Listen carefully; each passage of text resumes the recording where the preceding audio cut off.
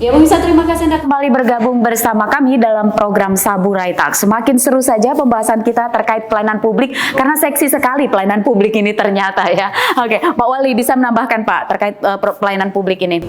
Ya, saya mau contohkan tadi yang disampaikan oleh Kepala Dinas dalam inovasi nasi ketan ya. Nasi ketan? Nasi ketan. Apa itu Pak nasi ketan? Enak Pak. Jadi begini, dalam pengurusan ya STR, SIP, sebelum ada program ini sangat susah, butuh waktu. Kadangkala harus ke Jakarta, ya, ke tempat perizinan. Sekarang tidak perlu. Jadi ini salah satu adalah membantu tenaga kesehatan juga dalam perizinan. Dan alhamdulillah kalau kita lihat indeks kepuasan masyarakat kita sudah berapa? 92, sangat baik ya. Artinya sudah di atas 81 itu sudah. Kita sudah 89. Ini survei dari mana Pak? 92% ini? IKM itu kan memang survei, iya survei nasional, Pak, ya? Nasional. Jadi sama seperti tadi yang saya sampaikan, di setiap pelayanan kesehatan kita punya survei yang dilakukan oleh masyarakat. Yang saya sampaikan tadi kuesioner pasien. Jadi pasien itu ada pertanyaan. Saya kira sama dalam hal ini. Saya mau menyampaikan begitu, bahwa ini kita bicara tentang masa depan. Bagaimana keberlanjutan juga membuka investasi. Saya mengharapkan tentu ada kemudahan juga di mall pelayanan publik. Maka dengan kemudahan, kepastian hukum itu hadir di sini. Kepastian hukum hadir sehingga orang akan terlindungi. Dan saya kira ini membuka juga apa yang sering saya sampaikan, bagaimana metro yang tidak luas ini, tetapi tentu kita harus manfaatkan strategis dari kota metro, historical dari kota metro, kemudian tentunya metro sebagai PKW, pusat kegiatan wilayah, di mana di sini tentu juga kalau kita lihat bahwa jasa itu besar, ya, PDRB kita kekuatannya ada di jasa kesehatan, kemudian pendidikan, di sini ada 15 perguruan tinggi, kemudian perdagangan. Nah, kalau kita sudah menerapkan NPP itu, maka saya pikir sudah masuk, tidak saja dalam hal perizinan, saya kira, ya, tentu juga hubungannya dengan nanti OSS ya, RBB. Nah, saya kira ada kemudahan yang juga dari pusat, kemudian oleh daerah. Nah, ketika itu sudah terintegrasi, kolaborasi, betul-betul mudah, maka kemajuan di suatu daerah akan lebih cepat dicapai. Oke, baik. Oke, saya balik lagi ke Pak Kadis nih. Progresnya nih sampai saat ini setelah di soft launching MPP ini, Pak.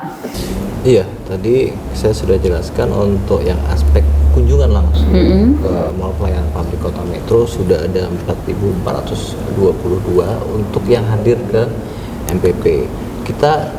Saya tambahkan mungkin informasinya karena kita akan ada penambahan tenan baru Pak dari PT Taspen ya, untuk kemudian baru kemarin kita penjajakan untuk bikin SP dan SOP-nya. Nah, memang saat ini kami tetap menggalakkan untuk kemudian terkait dengan promosi, kemudian juga publikasi terkait baik keberadaan maupun juga jenis-jenis layanan yang ada di MPP, karena kan kami ini dibentuk bukan dalam gedung yang baru yang khusus MPP, yang kemudian kita memanfaatkan gedung yang sudah ada, yang kemudian masyarakat ini juga masih banyak yang kemudian familiar terhadap gedung sesatnya Pak. Jadi kemudian saat ini kita juga memberikan edukasi bahwasanya di gedung sesat itu sekarang sudah hadir yang namanya mall pelayanan publik, yang kemudian jika Bapak Ibu masyarakat Kota Metro tentunya yang selaku pengguna maupun calon investor, kita juga ada pendampingan, fasilitas pendampingan investasi, bagaimana kemudian kami akan memberikan informasi sebaik-baiknya, kemudian memberikan informasi terkait perizinan dan persyaratannya, bagaimana hal tersebut tertuang di dalam Perda nomor 1 tahun 2023 terkait percepatan berusaha di Kota Metro. Jadi hal-hal itu yang kemudian kami lakukan sebagai amanah dari tugas yang diberikan kepada kami untuk melakukan tidak hanya memberikan pelayanan perizinan karena menjadi salah satu indikator syarat saja untuk sebuah investasi, tapi bagaimana kita juga mengembangkan investasi yang baik, iklim investasi yang baik dan berkelanjutan di Kota Metro. Jadi dengan beradaan MPP saat ini, insya Allah dengan jumlah kunjungan 6 bulan pertama kami akan terus bergerak, dan sejauh ini kami rasakan sudah mulai banyak masyarakat yang tahu terkait keberadaan dan memanfaatkan keberadaan MPP itu sendiri gitu. Oke, baik. Nah, terkait persyaratan, regulasi masing-masing OPD kan tentu berbeda nih Pak untuk layanan, untuk setiap layanan kan ya. Ini gimana nih Pak? Iya, makanya itu tadi akhirnya itu gagasan dari Kemenpan RB yang kemudian dituangkan dalam MPP digital, arahnya ke sana Pak. Kalau dulu, kalau kita masih di MPP konvensional yang belum semuanya digital, tentu saja data-data belum terintegrasi. Jadi kemudian bagaimana kemudian pengguna layanan saat ini tidak perlu lagi seperti yang dijelaskan juga dari Pak Wali. Jadi seperti tenaga kesehatan tidak perlu lagi kemudian seperti ijazah harus langsung mengupload kembali dan lain sebagainya. Pada saat sudah terrecord, dia tidak perlu lagi. Hanya kemudian dia hanya memasukkan NIK ataupun nomor telepon yang memang tervalidasi pada saat mereka mendaftar di OSS, itu akan keluar semua datanya. Nah, tapi karena keprofesian saat ini juga jadi persyaratan untuk kemudian keluarnya SIP kan adanya STR. Jadi kemudian harus hal-hal yang perlu diupdate itu hanya perlu diupdate secara online dan nanti akan divalidasi oleh petugas dari Dinas Kesehatan. Jadi untuk SOP-nya sendiri, kalau dulu kita 7 hari, terus kemudian 3 hari, dengan adanya MPP digital diharapkan kalau semua lengkap 1 hari selesai. Oke, luar biasa. Kalau dulu kan saya mau ngurus administrasi kependudukan, berkas saya segini ke Disduk Capil. Habis gitu saya mau ngurus BPJS, segini lagi berkasnya. Padahal itu berkas yang sama sebenarnya Pak, KTP, KK. Bahkan kalau persyaratan misalkan mau ngurus perizinan KTP hilang, sekarang kan ada kepolisian juga di MPP, jadi lengkap. Sebelumnya tidak perlu. Nggak perlu lagi bawa berkas segini sebundel-bundel itu ya Pak. Oke. Jadi ada instansi vertikal di situ, tapi jangan lupa bahwa kita juga ada pengecekan kesehatan di situ loh, langsung di situ.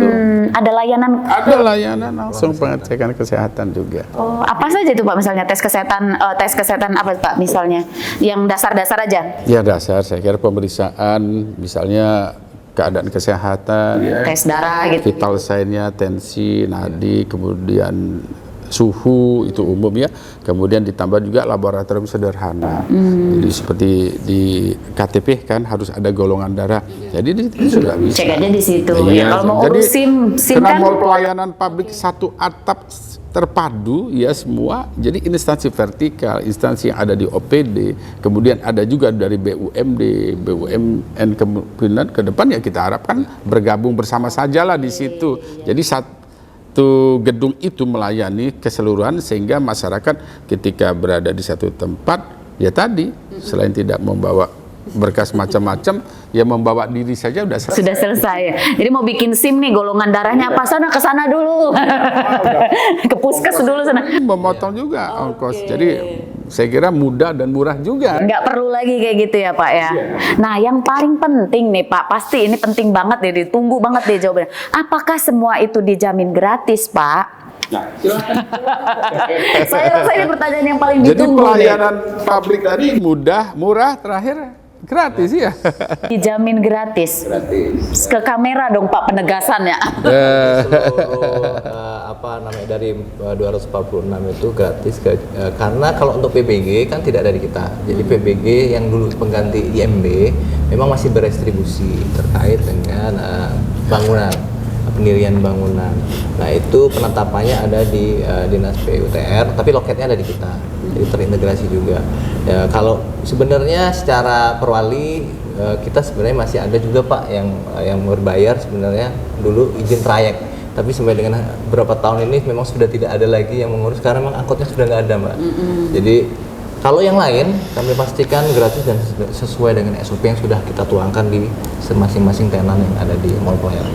Yang paling sering nih administrasi kependudukan Pak, yang sering gratis ya Pak?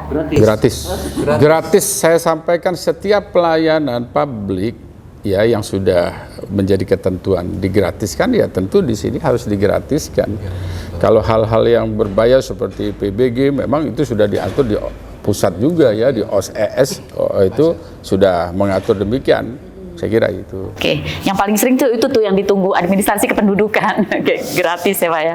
Baik, nanti kita lanjut lagi satu segmen lagi, pemirsa Saburai Class akan kembali usai jeda pariwara berikut.